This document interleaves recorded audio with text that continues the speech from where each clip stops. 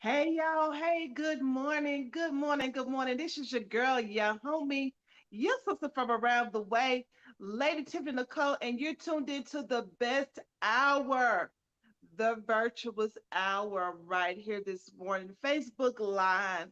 And I'm excited about today's conversation.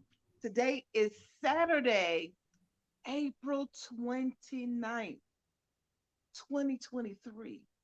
Can y'all believe that? Like I literally feel like I was just at church last night for New Year's Eve service, catching a flight back home to Atlanta to start the new year, and we're already ending the fourth month of the year. What journey has happened for you this year? What has gone great? What has gone bad? It's time to really pay attention. Life is moving very, very swiftly. As the song says, time is filled with swift transition. Out on earth, move constantly, build your hopes on things eternal. This week alone, we've lost some people. We've lost Harry Belafonte, the next day, Jerry Springer. And those are just a couple of people we weren't expecting to hear news about leaving. But those of us are out there, some of us that have lost some loved ones in these last couple of weeks in this new year already. And so I just want to encourage you to pay attention, to know that no matter what's happening, God is still on the throne, and it's still enough time for Him to answer prayers. And though you may not feel like it, though things may not be going the way that you may feel they should be going, God is still sovereign and He is in control. And things are going perfectly. If you are alive and well and watching this broadcast, I promise you, you're doing good. If you have somewhere to lay your head, you're doing good. You have clothes, you have food. Now, it may not be steak and lobster and shrimp, but listen, be thankful for your chicken. Be thankful for the ground meat. It's a season of thankfulness, is what we should be in. We are still in the season of resurrection season. Um, Spiritually speaking, we're still in the season of resurrection. And what I mean by that is, though Easter has taken place, or Resurrection Sunday has taken place, spiritual dispensation is God is still moving. Jesus is returned and moving around the earth and still showing himself. Um, the day of Pentecost has not arrived yet. And so what that means is he's still here. He's still doing miracles and wonders, and there's still time. What I'm saying to you is there's still time for him to resurrect some things in your life. There's still time for him to breathe miracles, signs, and wonders into your life. So I'm excited about where we are and who we are, but most importantly, I'm excited that we have a risen Savior that knows about us and who we are. The virtuous hour today, I'm excited because I have an amazing, mighty woman doing great things in the world, like all over the place. She's an author, she's a conference host, she's a C-suite sitter. And what we mean, we'll talk about what C-suite means in corporations. But you don't see us. Well, you didn't see us in years past. I believe that the trajectory is changing for African American women and their positions in corporations to be at the top in our leadership capacity. And so we do have Dr. Karen Hills, Pruden C-suite strategist and conference host with us today. And I'm excited about the conversation we're going to have and the tools that she's going to share and nuggets that she's going to drop about her journey and what's to come. Before we get started, the platform is a little bit different this morning because normally playing music for the radio station. So what you need to know is Power Influence Radio is actually going through a transformation and adjusting some things. So I'm excited about that. As a CEO, as a visionary, I'm always flustered when it comes to change and transition. But in order for the station to grow, in order for it to be all that God has to be, I have to be obedient to that. So right now we're just streaming live on our YouTube page as well as Facebook Live. And then this will also be aired um, with our sister station, Hustle Mama Radio, as well. So I'm excited about being able to communicate with Miss Karen this morning. So that's why you're not hearing any music right now, because the station is in transition, transitioning from one platform to the other. And I'm excited about it because there's new shows coming. And so I'm really excited about giving birth to this. So it's fun. Before we get started, there is a devotion that we always do in the mornings on the Virtuous Hour, and I share what God is saying. Today's devotion says, I know about every one of your troubles. I have collected all your tears and preserved them in my bottle. So don't be afraid of tears or of the hardships that cause them. Your problems are not random or meaningless.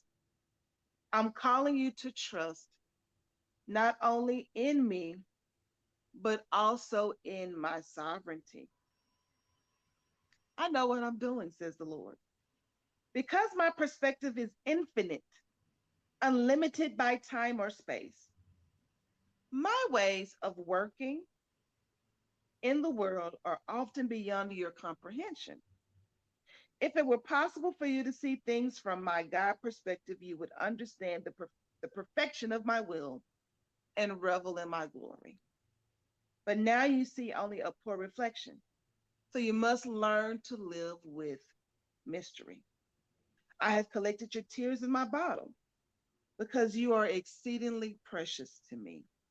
And someday I will wipe every tear from your eyes. There will be no more death or mourning or crying or pain. Rejoice in this glorious heavenly future awaiting you. Have you ever cried?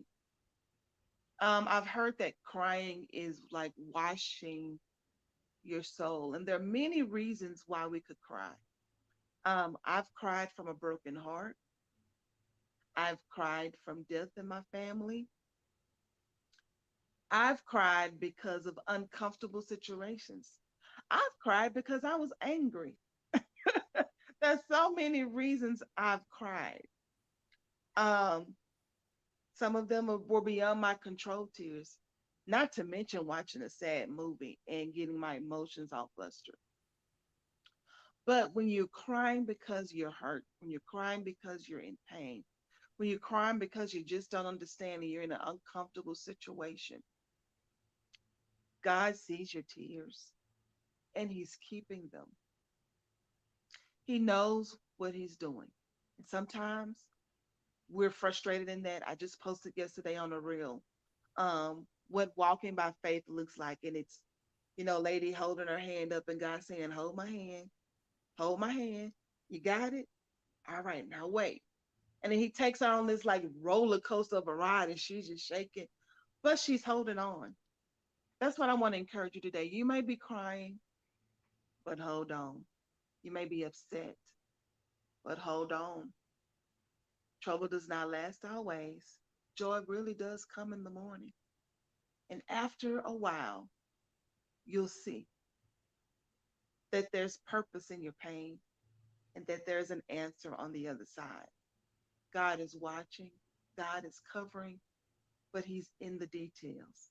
And just hold on because He has your best interest at heart. I love these devotions because it's always encouraging, but you just never know who needs those words. So today on the Virtuous Hour, we'll be talking with the great Dr. Karen Hills Pruden, C-suite strategist. Good morning, Dr. Karen. How you doing this morning? Good morning. I am excited about being here. Thank you for having me. Absolutely. Before we get into who you are, the devotion today, have you ever had some, before you got to this level, have you ever had some crying times? Have you ever had some uncertainties where you just didn't know what was going to happen and you made it through? Absolutely. I don't think you can live life and avoid those things. Absolutely. Absolutely. How did you manage to get through those trying times? Well, sometimes you have to take your own hand off of it, your flesh. You have to take your own hand. Sometimes I pray my way through it. Sometimes I just do nothing because sometimes we can be so busy instead of letting God lead us. We just decide we're going to try to do something that accelerate the process. So sometimes I just sit down and shut up. uh, I think that's where I've been. I take a good old nap. When I get flushed, I'll be like, you know what? I'm doing too much. I'm out of my lane. Feel like I'm going into God's lane. I'm either finna take a snack or take a nap. yep, One of the two, but I need to stop because I'm doing too much. yep. Absolutely. So, Dr. Karen, tell us who you are in your own words. Absolutely. I am known as the C suite strategist. I generally work with female middle managers seeking senior leadership positions. And what I do is I help those individuals learn how to articulate their successes in leading people and in leading change of organizations. And how do you communicate that in the employment recruitment process for senior leadership positions? My two specialties are technology and data. I love data, and so I believe that we cannot operate as leaders without forecasting and monitoring, and it usually involves data. And so I help these women leaders, I specifically work with women leaders, learn how to articulate their successes using data in the employment recruitment process. Wow. So, what made you desire to be in the C suites or in senior leadership? Well, after lingering in middle management for about a decade, I had about three back to back challenging leaders. And they were so challenging that I thought, I think I can do this, and I think I can do it just a little bit better than what they're doing. And so I had a desire to be in senior leadership, but I didn't know anyone, specifically any woman in senior leadership. And so I'm smart enough to know that if you haven't walked a path, you need to find someone who has walked that path before. And so this was about 15 years ago. LinkedIn was fairly new then. It didn't have the 900 million people that it have up there now. And if you Google it, LinkedIn has 900 million people on it. About Wow. 15 years ago, it wasn't quite that popular. People were still trying to figure it out. But what I did was I researched two senior leaders who look like me, African American women who were in the C suite and had been there for over 10 years because I had decided if the God blessed me to be in the C suite that I would be interested in sustainability. And so I researched them. I sent them a direct message on LinkedIn with a copy of my resume and asked them to be my mentor. So they made me wait it out for about 2 weeks. And then my number one pick responded back and said she would for $350 an hour.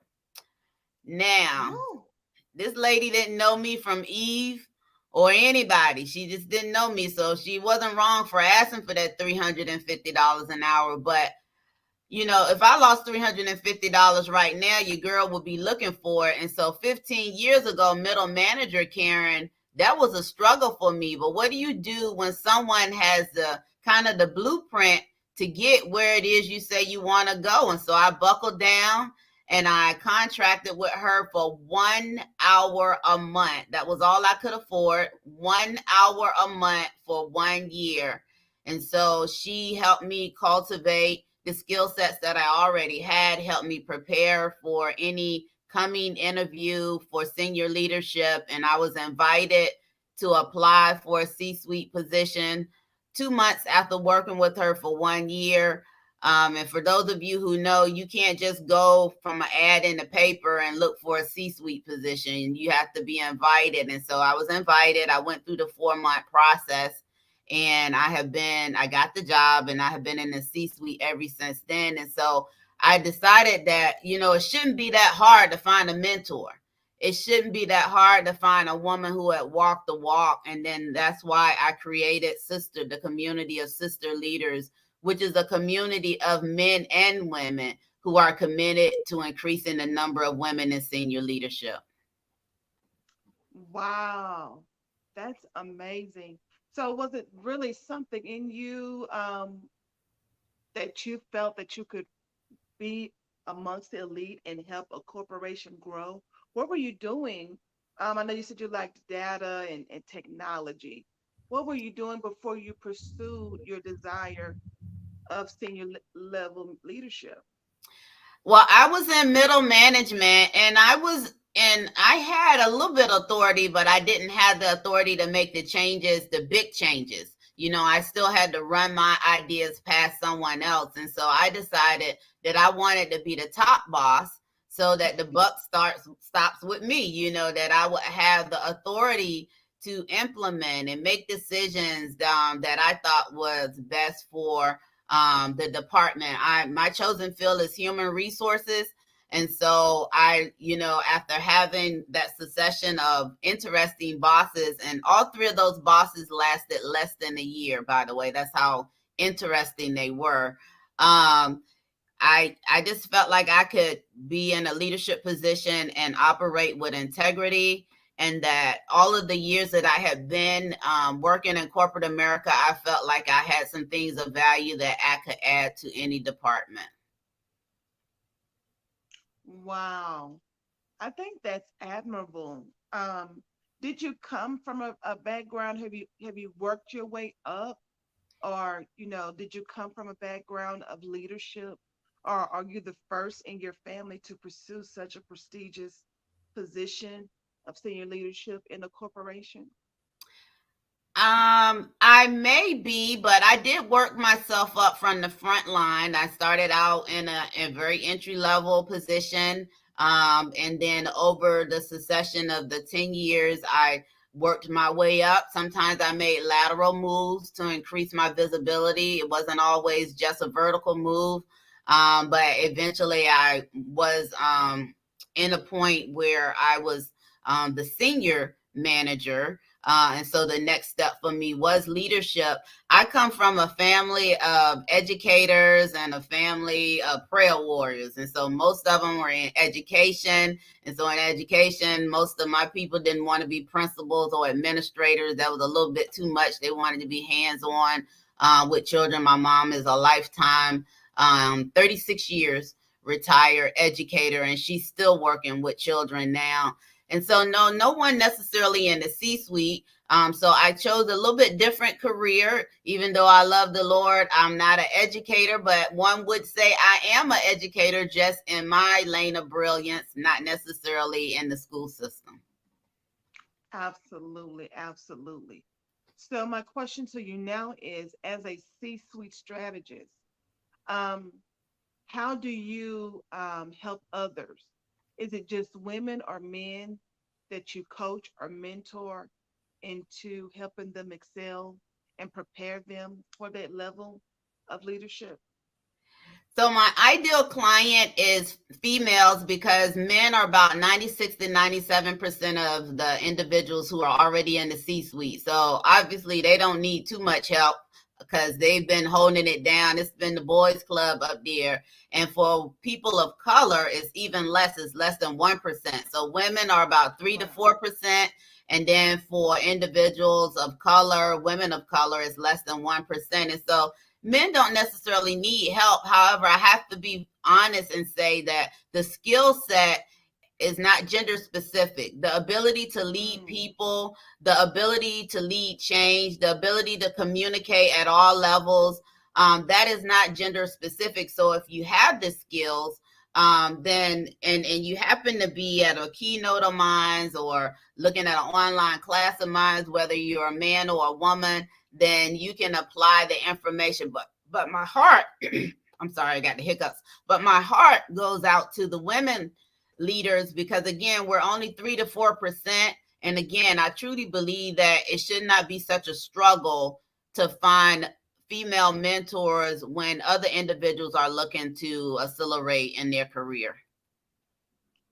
absolutely. I think it's great that not only what was done for you by another woman, that you've taken the tools and knowledge and your expertise to reach back and help bring another woman up as well. I really don't believe that it was intended for us to be selfish with our tools, with our gifts and our talents, to be greedy, if you will, to just have it all for ourselves. But we really should be a blessing to others and help them up. We are blessed to be a blessing. So thank you so much for being the blessing. I'm sure you have many of women that are following in your footsteps that have had an opportunity to be under your leadership and mentorship to be successful today. And so not only have you taken that your desire to help others, you've created a platform to make this nationwide, and you've created the Sisters Leadership Conference.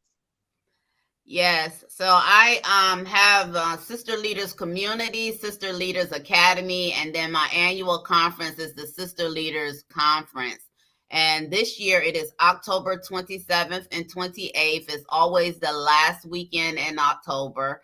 And it is a community of men and women who are sharing their lane of brilliance to help women increase their knowledge in various areas. We believe in the whole woman. So we believe in the spiritual life of the woman. We believe in the emotional health of a woman, the mental health of a woman, the technical skills of a woman, as well as the interpersonal or soft skills of a woman, because you can't separate your brain from your body. You can't separate your life from your spirituality. You can't separate it. So you have to address the whole woman. And so part of the Sister Leaders Conference is that, and part of having my own conference where you can call the shots, is that we deal with the whole woman. So spirituality and all, we deal with all skill sets, everything we need to cope, all the tools and resources that are available to us so that we can be the best version of ourselves and operate in our lane of brilliance. Absolutely. I think that's great and wonderful. I've been honored, I think the past couple of years, the last 2 years, if I'm not mistaken, to be an ambassador for the Sisters Leaders Conference. And you take out all stops. You not only um, thank us in such a great way for supporting and being ambassadors and helping to market Sister Leaders Conference, but you really invest in the woman and in those that are attending with some of the most amazing speakers. Can you give us an idea of who's coming this year? Nope, I can't because I'm not ready to release, but I can tell you about who have been on the stage. That means it's gonna be good, good, good, good, good, My good. Because my if you know team will about the slap me conference, you know around. My she take team it will up slap me around if I level start. every year. So tell us who's been in the past. I love it. Okay, I can do that. I can do that. I won't get slapped around for that. So in the Okay, good. past, yeah, in the past, I've had Dr. Sandra Stribling. Actually, last year, Dr. Sandra Stribling graced the stage. Retired military leadership coach. I had Dr. Cheryl Wood. She has been part of the conference for the last 2 years. She is the coach for speakers. So if you are interested in speaking, she's internationally known powerhouse. Kern Cherry, of course, the Butts in the Seats Queen, has been the keynote speaker both of the previous years. Her company, K Connections, also produces my conference, and they are producing the conference this year as well. I had Dr. Delatoro McNeil. Again, the Sister Leaders community is a community of men and women who are committed to increasing the number of women in senior leadership. And so he brought the house down. But I also had Dr. Will Moreland last year, who also brought the house down as well. So the fellas don't play. When you let them in, they don't play. They give it their all. We also had Courtney D. Huff last year, and Courtney's story resonated with me because if you've ever been in a situation where you haven't been able to be your true self, she Mm. kind of hid herself at work for 10 years. It was for a span of 10 years before she went out on her own. And we also had Dupe Alaru have graced the stage as a keynote speaker. Brian Olds, the first year he was the keynote speaker. He was our male speaker for 2021. And so at the Sister Leaders Conference, I kind of pull out all the stops. It's not a Zoom party. It is a full-fledged production. I like to share my stage with the best of the best. And then we had a host of other personalities who operate in various lanes of brilliance in their area expertise who were speakers for the conference. And so this year, our theme is expertise, impact, and views. And it is a nod for us to remember to be experts in our field. Don't be so concerned about views and different things online, because if you are truly good, then the goal is to convert viewers to customers and clients, not to just have a whole bunch of people standing on the sidelines watching you. And so, as long as you are kind of fine tuning your craft, then you will get the customer and the clients that you're looking for. You will have the impact that you want to have. And so, you don't have to be concerned about views. And that is just because we're coming out of COVID now. At one time, we were all tired to our computers. We were all kind of tired. And so it's just a nod to remind us to be good at what you do, be better than good, be best at what you do, and then everything else will follow. I love that. I love that. Such a great um, combination of power, information, and expertise in the past for Sisters Leadership Conference. Now, with the conference, you also have a magazine. Is that correct? Yes, every year I publish right after the conference, the Sister Leaders magazine. This year will be no different. And the magazine highlights individuals in the conference as well as individuals who have invested to highlight their business or their book in the magazine. We also have resident authors who write about things that impact women in leadership. We highlight about 4 to 5 sister leader spotlight women who are just really just doing a doggone thing out there, whatever they're doing. Because I'm just a cheerleader for all women, and I believe in partnership and collaboration. I'm kind of allergic to women who are competitive because there's no need for that. It's almost 8 billion people out here in this world. It's enough money and enough customer and clients for all of us, and we still can help one another and still eat. So I'm all for collaboration. Absolutely.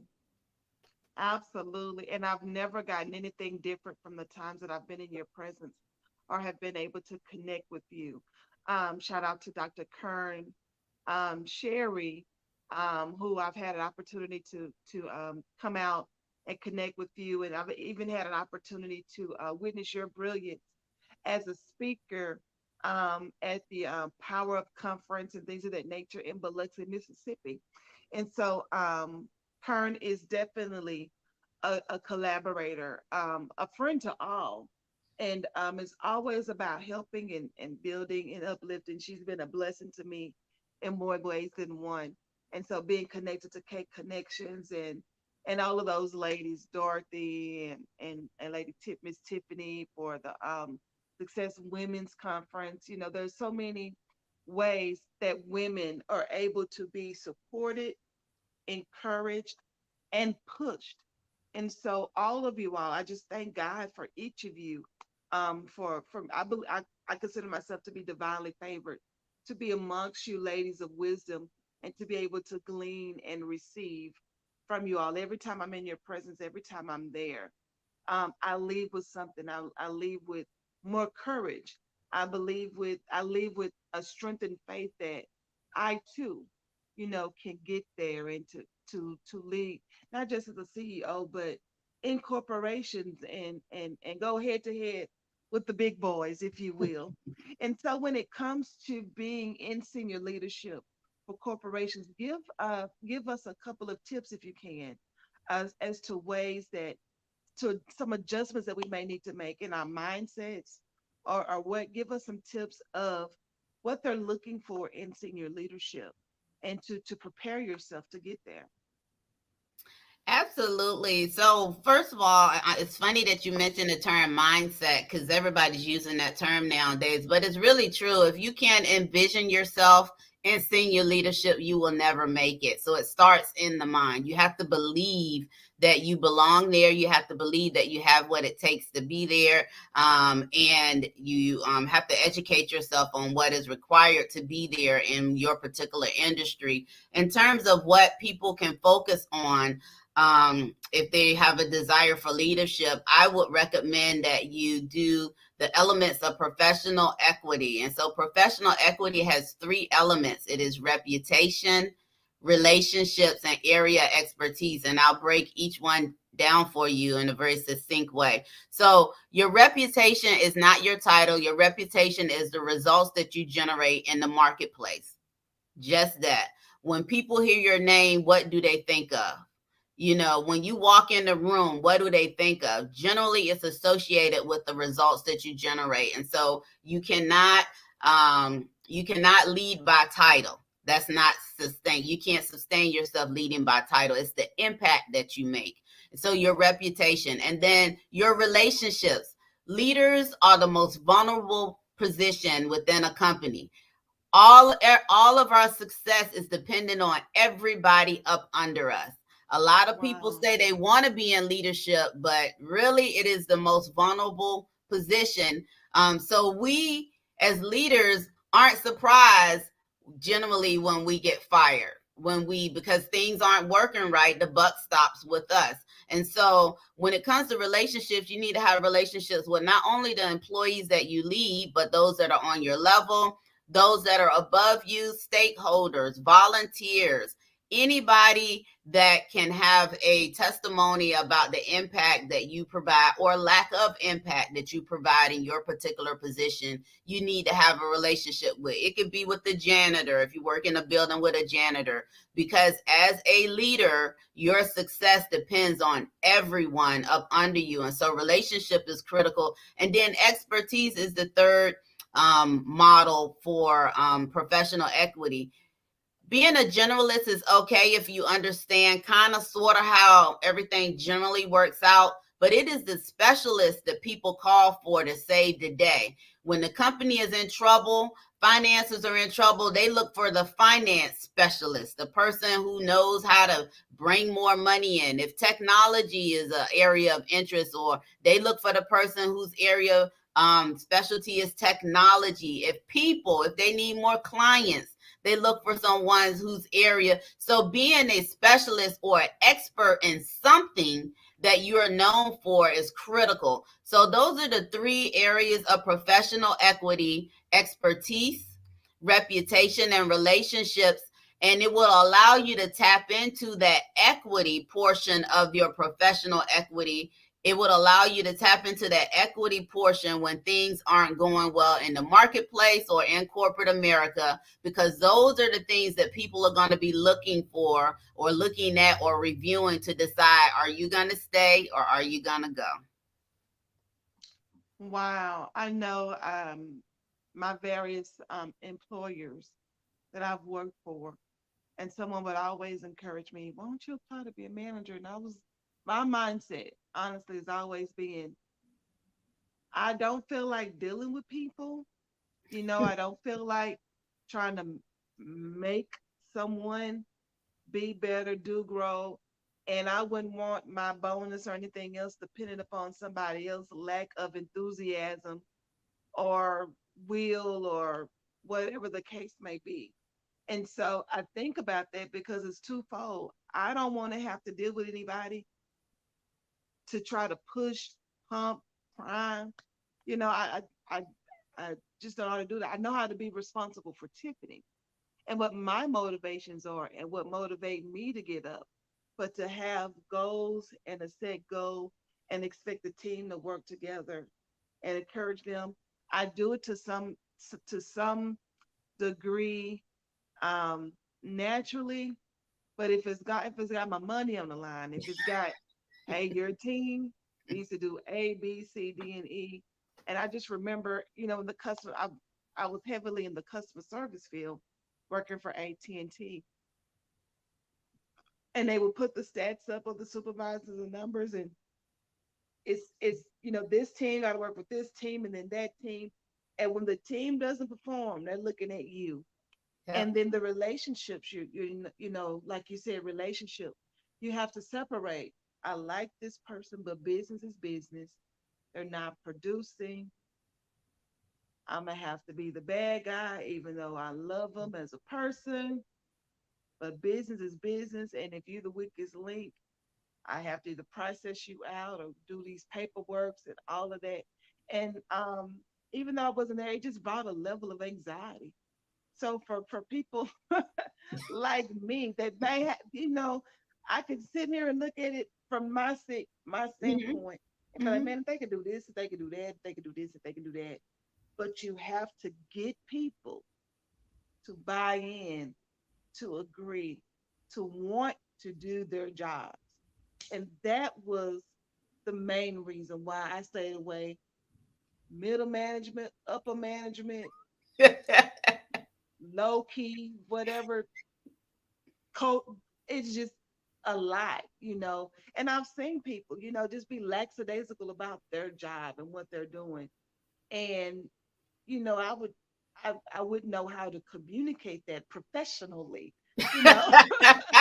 I know how to, you Yeah. know, do it that way, Yeah. but to be in the professional environment and be like, if you don't get up off your so and so, that to me, I believe that takes skill. It takes skill, takes a desire. I've been working in human resources going on 30 years, and I can separate people from their actions. Um, Good. and so I can have someone just be just very, very ugly, and the very next day I don't think anything of it because I've already separated them from the action that they had the day before. And it not everyone can do that, and not to say that sometimes even someone may not may rub me the wrong way on a given day. But overall, I'm able to look at people at their worst moment and see past that, on the next day for the good of the team. I believe in holding people accountable. And like you mentioned, that, yeah, we are responsible as leaders, making sure that people, do what they're supposed to be doing. But it's not necessarily I don't view it as a bad guy or the bad girl. I view it as you're doing a service to the ones who are doing their job, to speak to the person who's not. And it could be for a number of reasons. Maybe they're just not capable. Maybe they were promoted too early. Maybe they don't have the skill set, can't work a new program. It could be a number of reasons. It's never personal. But for the other team members, when you're speaking to someone who's not performing, it is your job also to speak up for them because they are carrying the load of the person who, for whatever reason, aren't able Yeah, to do the job. And so you have to speak on behalf of them because they're the ones who carrying the load. absolutely. I think it's a skill, but more so a gift.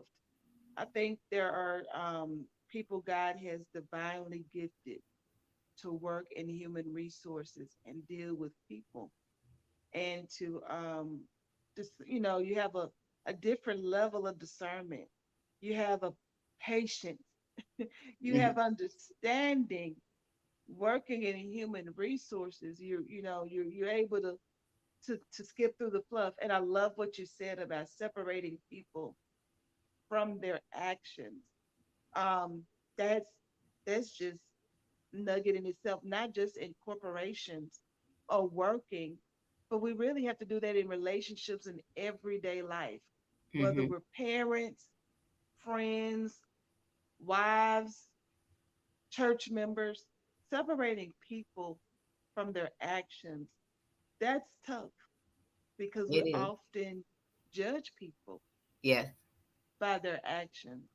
And where people grow, people change from season to season. And I can testify, not that I'm perfect, but if I've had a bad day, if I've gotten up on the wrong side of the bed, my actions won't be the norm for whatever the case may be or life happening. So some people's actions could very well not be their norm if you're looking at the history of how they are. So if there's something happened to cause their action to be inconsistent with what you've seen before, um, you would definitely have to be able to deal for this. So I think that's great wisdom, and I think that's great that you've taken the desire. to lead and be in leadership, but not just, or in senior leadership, C-suite, if you will, not just for yourself, but for others and for the betterment of the company. Have you been with the same company over the last 15 years since you've been in C-suite?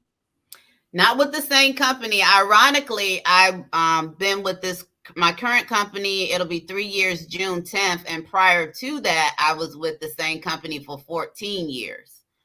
So so Wow. I literally worked my way up from frontline up to senior leadership in my prior employer. But I came into this position that I'm in now in senior leadership, not one to jump jobs. It takes a lot to get to know a company, get to know the players in a company, and where you can really make an impact. And so I'll probably be here until I leave the marketplace for I good, like that. and When retire. Right, when it comes to, I like that when you said, it takes a lot to deal with a company. When you're in middle management or lower management, you're not as invested in the vision of the company as you are in senior leadership or C-suites. It's like you're kind of married to the vision. It's a part of you.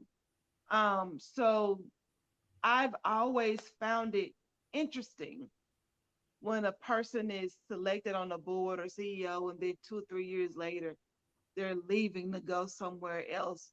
I've always just sitting in the, I've worked with a company where the CEO has changed Hmm. and about, like 4 times in 7 years. And I'm like,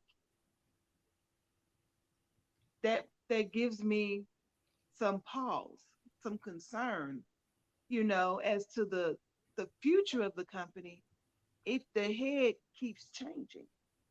And I couldn't imagine, a CEO changing more than once and you're having to adjust to transition the vision over and over and over again. So for someone that may be watching, that is in senior leadership, that may feel that they've reached the plateau, that they've done all that they could do, that they've changed all that they could change, they've outgrown it maybe. Talk about transitioning from one company to another and give some strategies for that. Absolutely. So the first thing I would say is that um, don't be afraid to change. A lot of times people won't go to another company, but they'll be unhappy for years. And it Mm-hmm. not only impacts their professional life, it also impacts their personal life. It just impacts everything if you're not happy, because generally we spend quite a bit of time at work. And so to be at a place where you spend a significant amount of time and not be happy, you shouldn't do that from year to year. And so I would encourage people to think about new beginnings. I'll tell a short experience of mine, where I was tapped to be the head. I was tapped to be in the C-suite, the head. This was before I'd actually had moved in the C-suite. Was tapped to be there, and my boss was supposed to retire. And then she changed her mind, apparently, because after a year of me being told that I would take over her position because she was going to retire, she was still there. And what I do know as an HR professional is that you can't ask someone to retire. You can't force someone to retire. And so after year one, when she didn't go anywhere, I paid attention to that. No one was talking about her retirement. So year two, I sought the next position, a leadership position, externally, and I got that position. So don't be afraid to start all over. And it's not starting all over, because that's the term that people use, starting all over. It is using the skill set and the experience that you've acquired and going somewhere else and adding value. And a lot of times, fresh starts are the best starts. And what I mean by that is that you're not carrying along all the things that you've done throughout your career because you're starting new with this new employer. Some of those players may have knew you when you weren't in management or knew you when you were a frontline employee. And we as people, we can't separate our memories from some of the things we know about people. So going to a new company is an opportunity for you to take your skill set and start fresh. Mm. And so look at it that way, as well as you are starting the record all over again. And most times when people leave, they leave and they move up. And so you'll have more experience and more authority to make the changes that maybe you saw that needed to be made in your previous employer. Because that's what I did. That was my walk, and a lot of my clients the same thing. But first, you got to understand that sometimes change is good, and when you lack passion, it's time to make a change, because you can't continue to go to work every day into a job that you despise or you're unhappy about, because you're not only affecting your life, you're affecting your family life as well. Absolutely. I like what you said about fresh eyes. You may, to everything, the Bible says to everything there is a season. So, as a leader and a transitional leader, because most C-suite senior leaderships come into something to resolve a problem. Mhm. Once you're there, you get the results, you eliminate the issues, solve the problems. There's really nowhere else to go but to another company, in some cases, with fresh eyes to see what their issue is and be an answer for them. So I think that's great. This is, again, it's kind of hard when it's a different playing field and it's a different calling to be a senior leader because, again, you're invested. You're giving so much. You bought into the vision of the company, but you're invested in a different way. They're invested in you, of course, because they are paying you to solve problems and encourage and lead and get your section of the company and those under you to a certain level. But even so, you're invested in a way. Your heart is in it. So when the season comes to an end, I believe it could be very well um, hard to accept, hard to swallow, and to some extent a level of fear as to where to go from now because now you're comfortable. You've gotten your groove and you're comfortable with if the company hasn't changed CEOs and CFOs 4 or 5 times in the last 10 years, you've you've gotten accustomed to the people you work with, who you celebrate with, your wins and your cohesiveness. But when the season is up and your gift and your talent is needed for another company, and they seek you out. I mean, I believe you said in your initial phase, they found you. Yeah. So someone may need an answer, and their company needs your expertise, and they come and find you. There's a decision to make, and you have to transition. I think in all levels of corporate um, or leadership, whether it's in the marketplace, corporate, or entrepreneurship, change does bring about a level of fear. Oh, absolutely. Um, yeah, a level of fear, and depending on where you are, everyone is always apprehensive because the unknown is still the unknown. And even though you may be great and powerful and have had some success, when it comes to something new, we as human beings, I know for me anyway, there's still a level of fear, a level of anxiety of will I be successful? Will what I bring to the table work? And so speak to those that face that season of change and uncertainty and anxiety. Absolutely. So, innovators take risks, and that's not bumper sticker language. That is the Apples of the world, the Microsofts of the world, the Googles of the world, the Facebooks of the world. When they first started, no one was doing what they were doing. And so when no one is doing what you're doing, if you propose something as a manager or as a leader and it is not well received, you can shrink away. But just know that great innovators always get that response because people aren't thinking on their same level. And so it takes a degree of risk to be great. And you have to be willing to stand on the island by yourself if you know what you know, what you know is best. You know, this is where mindset and confidence comes in.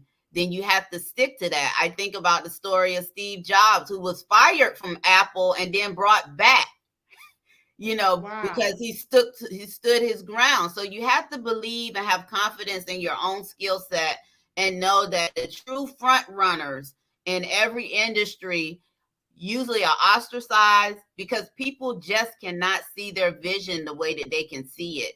And so stand your ground, get the data, do your homework, get the data, speak their language, try to explain it to them in a way that they can understand. And even still, they still may not understand. And then if they don't understand, stick to your grounds and carry your vision somewhere where people will take a risk on you to allow you to implement it to see what it grows into, because all great people were ostracized in the beginning because people did not think and interpret things the way that they did. They were so far beyond people within their same industry. Wow, that's good. Man, I've had such a great time connecting with you, and I just want to say thank you for having the guts to push past your comfort zone and do what you're doing. I'm sure 15, 16 years ago when you connected with your mentor on LinkedIn, you did not know the impact and the journey God would have for you in your life to influence others to join you and to stretch themselves to something greater and bigger. We are infinite beings. God made us in his image. And the way God spoke, God created a world from nothing with his words. We were in every last one of us were in the mind of God, put in Jeremiah 29:11. I know the plans I have for you. So we were part of his plan. He had some ideas and thoughts before we were even thought of. But that same God, that same gift, that same inspiration, those same qualities he placed on the inside of us to give us the dominion to tread over serpents and scorpions and to have dominion and rule over the earth. And rule is a type of leadership. And I believe we limit God when we stay in our comfort zone, when we don't seek Him completely to know what's all in us. I believe in a lifetime that no matter what you do, you have not exhausted, I believe, 100% of the capabilities that's in you. We limit ourselves in ways that we couldn't imagine when God is trying to take us exceedingly, abundantly, above all we could ask or think.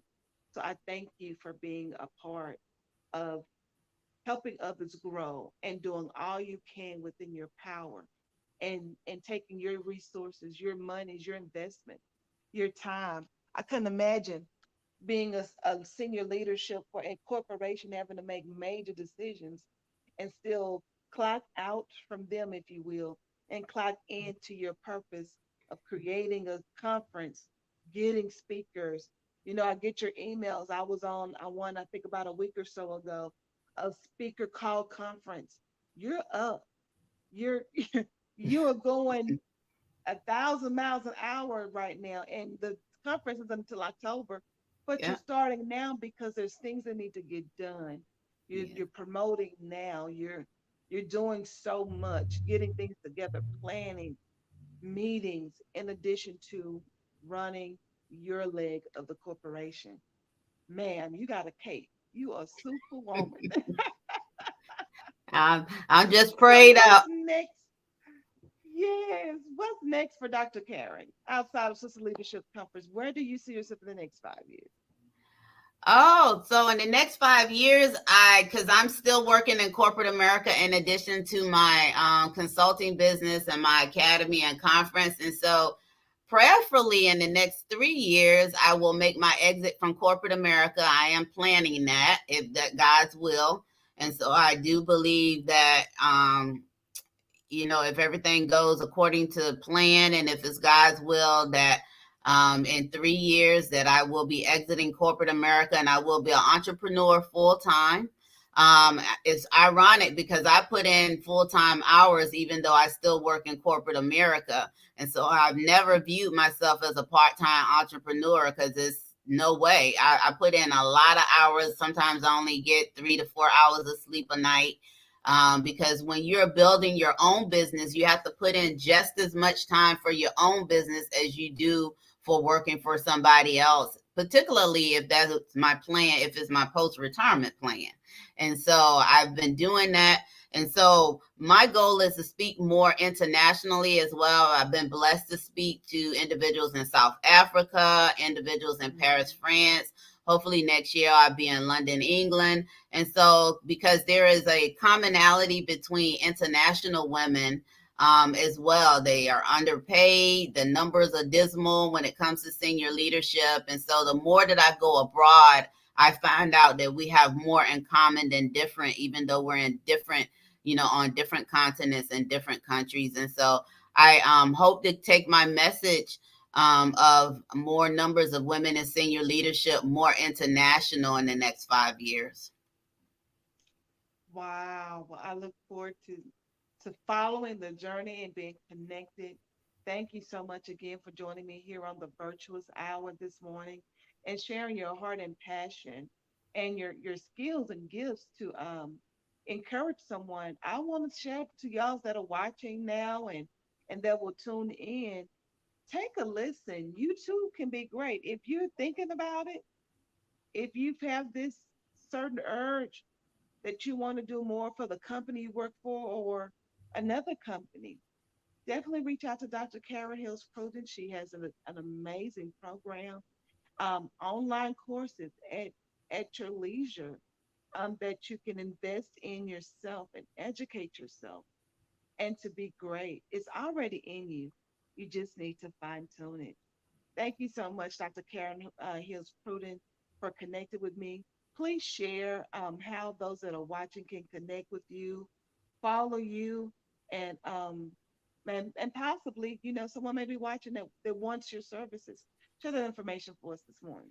Absolutely. Well, I will steer everyone to my free Facebook community, which is Sister Leaders Community on Facebook. It is a free community. Join us. I share a lot of nuggets there. I'll also post everything that I'm doing in this space called Life.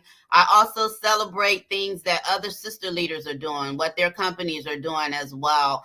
We have a lot of amazing women there. We just reached 600 people on yesterday, and so we celebrated that. It's just a lot of women operating in their lane of brilliance. And so connect with me at the Sister Leaders Community on Facebook.